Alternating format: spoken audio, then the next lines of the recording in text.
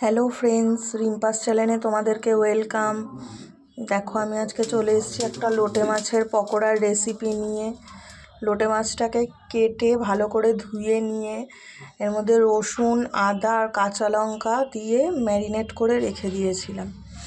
এখন এটার মধ্যে দিয়েছি একটু ময়দা আর সুজি আর নুন আর হলুদ দিয়ে ভালো করে মাখিয়ে নেব। দেখো, এর মধ্যে একটা ডিম ফাটিয়ে দিয়ে নিয়েছি।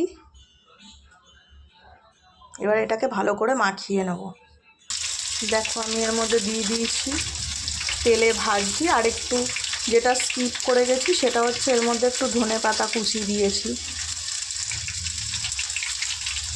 দেখো, এভাবে আস্তে আস্তে ভেজে নেবো, সব লো ফ্লেমে দিয়েই একদম ভাজবো।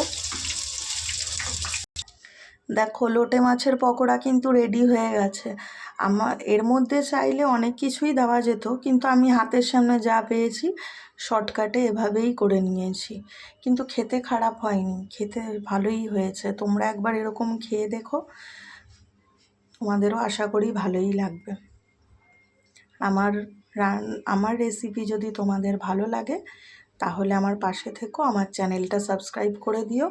টাটা বন্ধুরা, বাই।